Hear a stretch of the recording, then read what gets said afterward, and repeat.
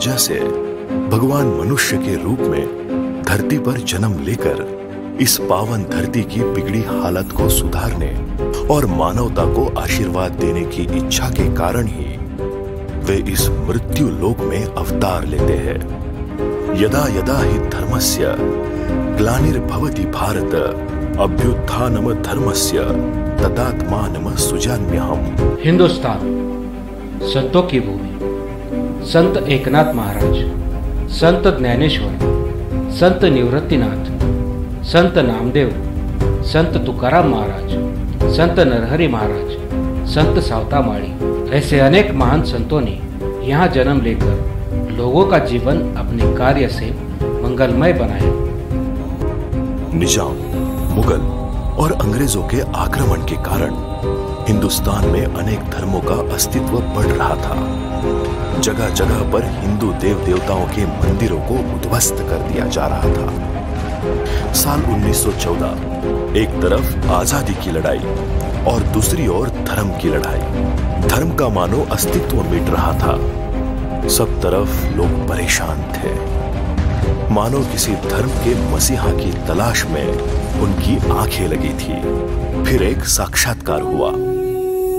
कन्नड़ तालुका गांव टापरगांव, 24 सितंबर 1914। माता महालसाई और पिता अप्पा साहब, इनके घर इस महान विभूति ने जन्म लेकर हिंदुस्तान में हिंदू धर्म को पुनर्जीवित किया। उस महान शिवात्मा का मानव अवतार नाम था निष्काम कर्मयोगी श्री संत जनार्दन स्वामी। जब बसंत आता है तो प्रकृति मुस्कुराती है, और जब संत आता है तब संस्कृति मुस्कुराती है। जनार्दन स्वामी अपने दोस्तों के साथ शिवना नदी के तट पर जाकर रेत के छोटे छोटे शिवलिंग बनाकर उसकी पूजा करते। छोटी सी उम्र में ही वो शिव भक्ति में लीन हो चुके थे। बचपन से ही धर्म की ओर लगाव तो था, उसके साथ साथ सुबह सुबह गांव की प्रदक्षिणा और अकरा मारुति को जलार्पण करने का रोजाना नियम ही बन गया।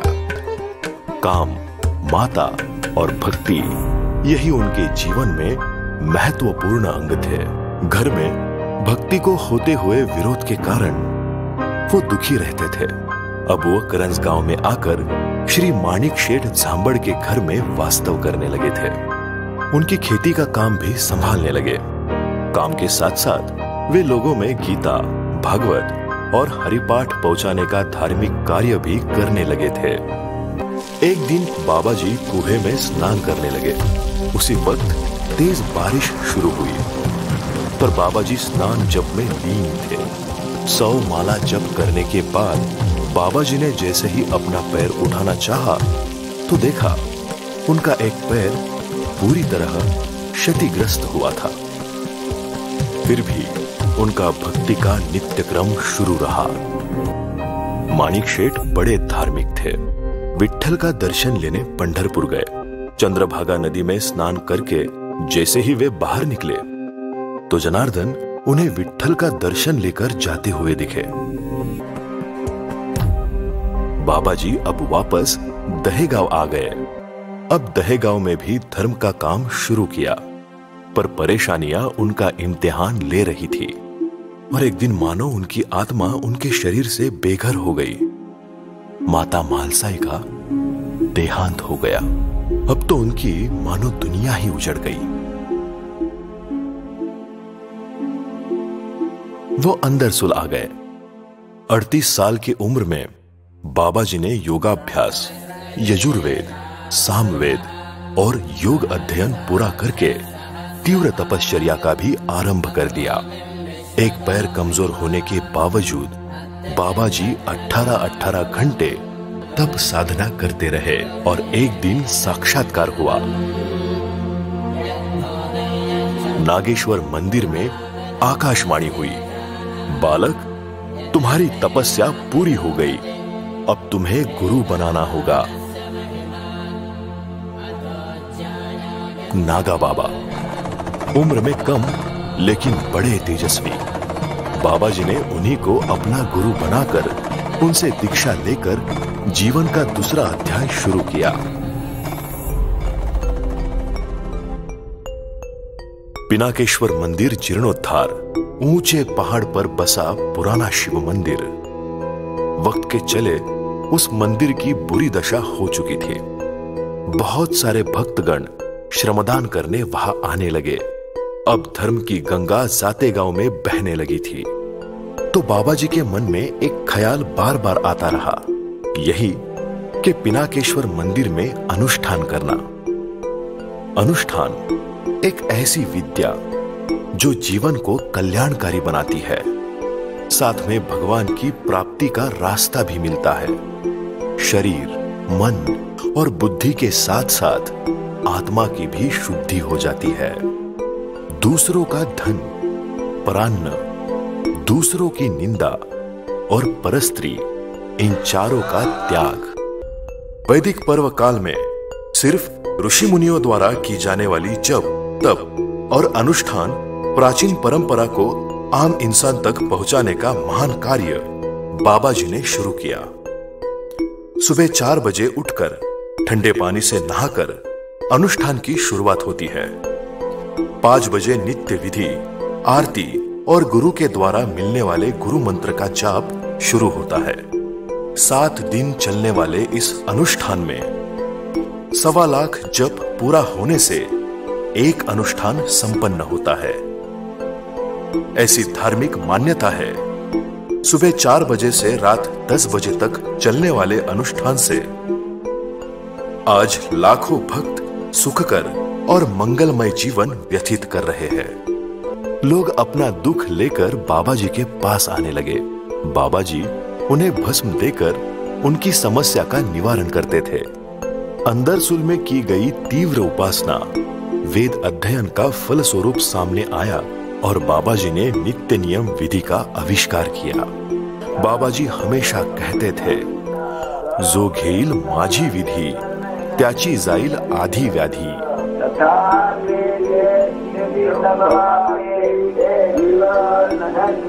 आगे लक्ष्य था वेरूळ। बाबा जी वेरूळ आकर बसे। दान, दक्षिणा और श्रमदान से सिद्धेश्वर मंदिर का काम आरंभ हुआ। साथ ही में बाबा जी ने खेती की अहमियत को जानते हुए वहां पड़ी बंजर जमीन को उपजाऊ करते हुए एक शानदार बगीचे का भी निर्माण लोगों के श्रमदान के सहारे पूरा कर लिया। श्रमदान बाबा जी के कार्य का महत्वपूर्ण अंग। बाबा जी हमेशा कहते थे, माता हमें दुनिया दिखाती है, तो श्रमदान के निष्काम सेवा से अंतकरण शुद्ध होता है। साथ ही में शारीरिक स्वास्थ्य भी मिलता है। भक्ति हमें भगवान से मिलवाती है। एक महत्वपूर्ण कार्य बाबा जी जानते थे, पढ़ाई।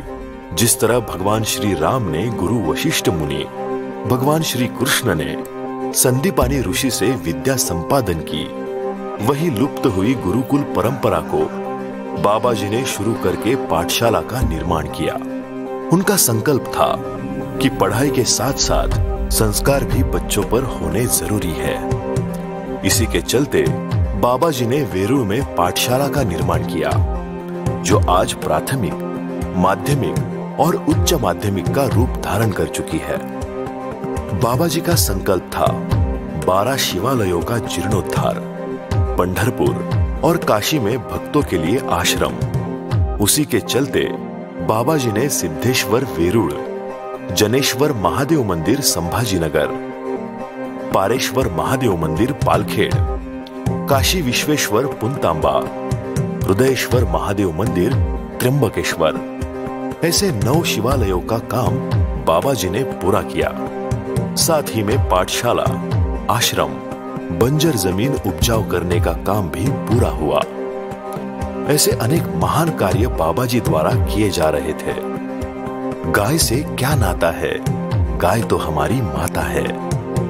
गाय धर्म का प्रतीक। इसी गौ माता के सेवा के लिए आश्रम में एक मंगलमय परंपरा का सूत्रपात हुआ और वेरूळ में गौ सेवा के लिए गौशाला का भी निर्माण बाबा जी ने किया। हिंदू संस्कृति में ऋषियों और संतों का महत्व भगवान स्वरूप माना जाता है। ऋषि सेवा एक ईश्वर सेवा मान्य है। इसी कारण से संतों के लिए निवास निर्माण किए। बाबा जी के मुख्य संकल्प है लोक कल्याणकारी अनुष्ठान, श्रमदान, अन्नदान, गौ माता पालन पोषण, गुरुकुल परंपरा का जतन करते हुए वेद पुराण का अध्ययन। ऋषि और कृषि यही ईश्वर सेवा है। ऐसे लोक कल्याणकारी कार्य का निर्माण करते हुए एक नए परिवार का निर्माण हुआ। जय बाबाजी भक्त परिवार। धर्म करा त्याने देवही येईल खरा। धर्म पांडवांनी केला, देव अंगी राबविला। धर्माविना नाही गती, धर्म जीवाचा सोबती। धर्म का कार्य निरंतर करते करते नासिक के आश्रम में 10 दिसंबर 1989 को गीता जयंती ब्रह्म मुहूर्त पर भगवान शिव के प्रिय प्रदोष काल में बाबा जी ब्रह्मलीन हो गए। 11 दिसंबर 1989 को सुबह लाखों भक्तगण और साधु संतों की उपस्थिति में बाबा जी को कोपरगांव आश्रम में समाधिस्थ किया गया।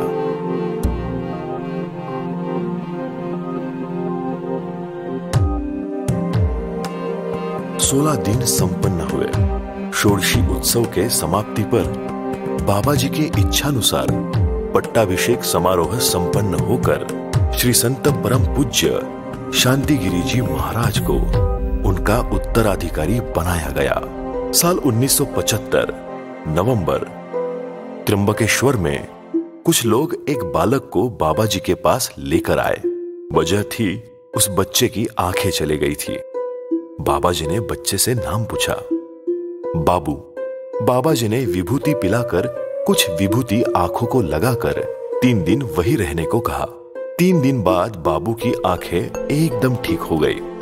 माता पिता को मानो आसमान छोटा सा लगने लगा। माता पिता बच्चे को घर ले जाने लगे तो बाबा जी ने कहा, बाबू को यही मेरे पास ही रहने दो। माता पिता कुछ उदास से हो गए। भगवान की लीला उसे इंसान कैसे समझ सकेगा। वही हुआ जो भगवान की इच्छा थी।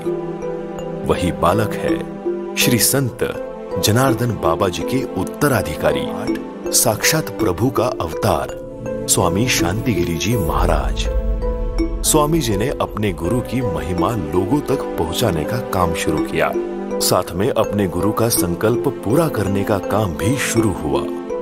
8वें पुण्य स्मरण पर स्वामी जी ने बड़ा अनुष्ठान समारोह करने का संकल्प किया। 21,000 अनुष्ठाइयों को अनुष्ठान में सम्मिलित करना था, पर साक्षात्कार हुआ और 21 के बजाय 50,000 अनुष्ठाई अनुष्ठान में बैठे। यही गुरु की लीला थी। स्वामी जी ने 11वें पुण्य स्मरण पर 51,000 अनुष्ठाइयों को बिठाने का संकल्प किया और उसी दिन से मौन व्रत शुरू किया, जो आगे 9 साल तक जारी रहा। विश्व शांति समारोह का आयोजन हो रहा था। इसी के परिणाम स्वरूप गांव-गांव में बाबा जी का कार्य लोगों तक पहुंचने लगा। सिर्फ 2 साल में केवल महाराष्ट्र ही नहीं, बल्कि पूरा भारत बाबा जी के कार्य और महिमा से जुड़ गया। इसका जवाब मिला साल 2000 का विश्व शांति समारोह।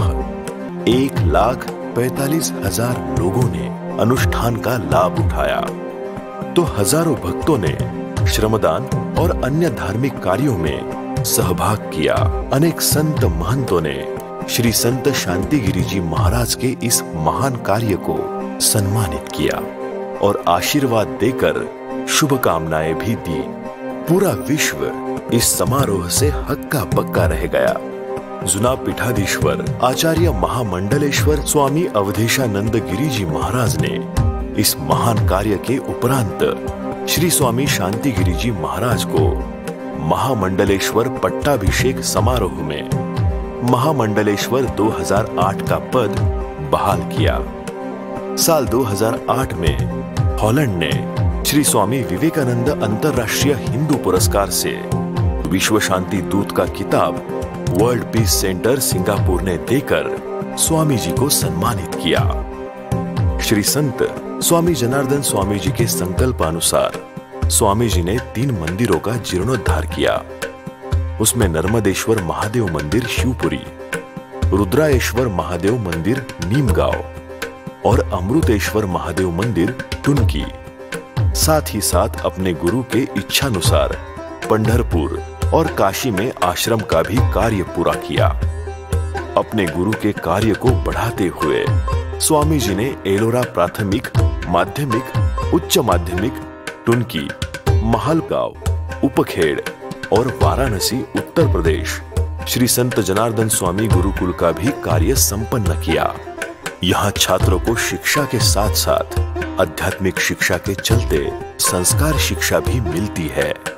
उम्र के 17वें साल से स्वामी जी का सिर्फ फलाहार का व्रत आज भी निरंतर चल रहा है।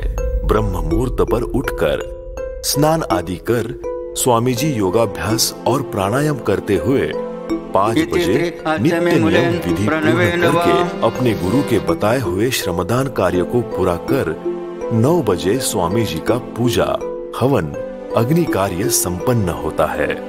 9 बजे से शुरू होता है लोगों का दुख निवारण कार्य, जो 1 बजे तक निरंतर चलता है।